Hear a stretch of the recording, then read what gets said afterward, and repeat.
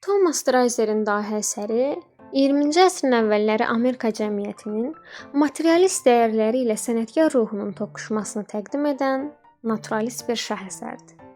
Süjet xətti Chicago və New Yorkun sənaye mühitində gənc rəssam Eugene Vitlanın yüksəlişi, süqutu və mənəvi yenidən doğuşu ətrafında cərəyan edir. Reallıq heç bir romantik bəzək vurulmadan, böyük şəhərin amansız rəqabəti, şöhrət hərisliyi və mənəvi aşınma içində göstərilir. Əsərin mərkəzi konflikti sənətkarın estetik idealları ilə kapitalist dünyanın qəddar tələbləri arasındakı barışmaz ziddiyyətdir. Mərkəzdə dayanan Eugene Vitla əyalətdən böyük şəhərə gələn, daxili dünyası rənglər və xəyallarla dolu olan bir sənətkardır.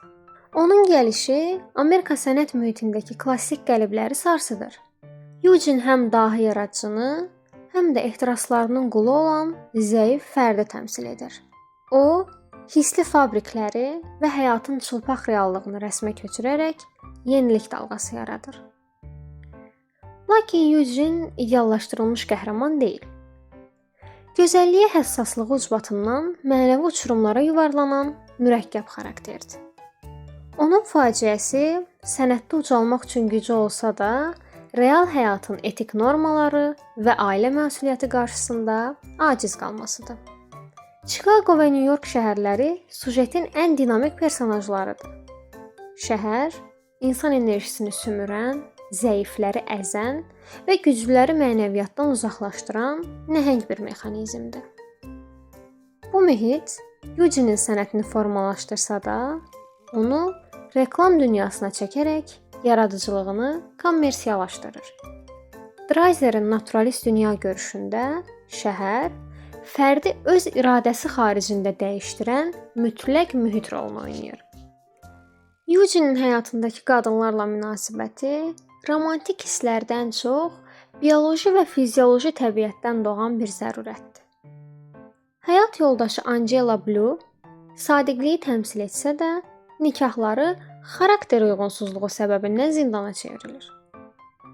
Susan Dale olan ehtirası isə Eugene'i həm ilhamlandıran, həm də məhvə aparan qüvvədir.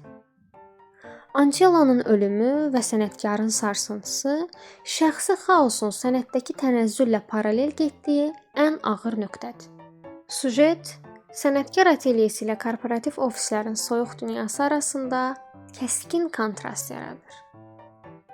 Eugene'in rəssamlıqdan uzaqlaşıb reklam menecerinə çevrilməsi mənəvi süqutun başlanğıcıdır. Maddi rifah onun sənətkar ruhunu korlaşdıraraq sistemin bir hissəsinə çevirir. Dreiser sənətin pulla ölçüldüyü cəmiyyətdə dahiliyin kövrəkliyini göstərir. Əsərin finalı zahirən məğlubiyyətdir. Eugene karyerasını və həyat yoldaşını itirərək boşluğa düşür. Lakin əsərin adı olan dahi, fərdin sarsıntılardan sonra daxili gücünü tapmasına işarə edir. Eugene həyat dərslərindən sonra mistisizmə və sənətə kamil bir sənətkar kimi qayıdır. O, kainatın amansız qanunlarını dərk edərək tənhalıqda sakitlik tapır. Əsl dahilik sadəcə yaratmaq deyil, həm də sarsıntılar qarşısında mənəviyyatı qoruyub, hər süqutdan sonra yenidən doğulmaq bacarığıdır. Dinlədiyiniz üçün təşəkkürlər.